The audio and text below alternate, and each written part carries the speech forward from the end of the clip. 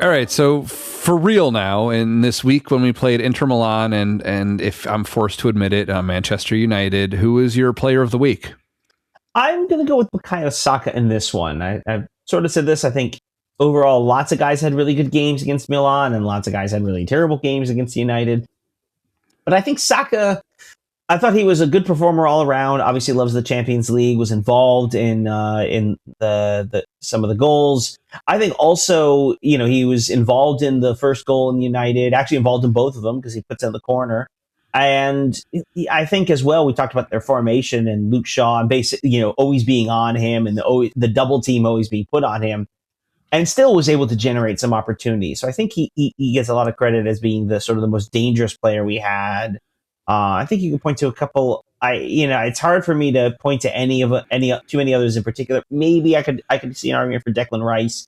And some of the commentary, maybe you could be critical of Saka for not trying to take more control of the game as a star player. But overall, I thought he did what he could and just was kind of more let down by his teammates than not stepping up to the moment. But also looked really good against Milan. So for me, Saka player of the week.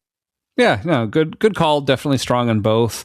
For anyone who's watching or listening to this and you want to know a little bit more about Saka and his history, take a look at our short from this past Friday where we gave a 1-minute bio of Saka and his contributions to the club to date through his life. But good shout. Definitely strong performance. For me, I'm going to continue the running theme of this week's episode and pretend that the Manchester United game didn't happen. I'm going to pick Gabriel Jesus. Overall, the brace in the match against Inter Milan was huge. Great thing for him. I'm glad that he's really getting back to it, getting into good form. And even this week, even though he didn't end up doing much, but healthy enough to start, that he's starting for us again. That's really good. Just doing the things that we want a center forward to do, at least some matches that we play in. And yeah, it's with Manchester United. No, I was so pissed off by the time it was done. Like, I didn't want to acknowledge anything that they did in that match because it was just and I finished watching the replay like not too long before we recorded, which I'm sure is not helping matters. I haven't had time to cool off about it yet, but yeah.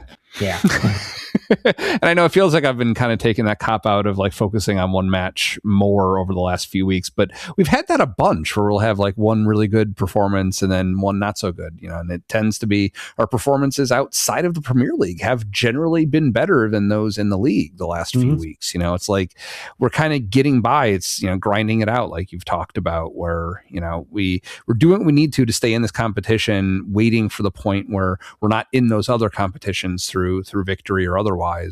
And just kind of waiting it out. So maybe we follow this mold for a little bit longer, but yeah, it's a little frustrating.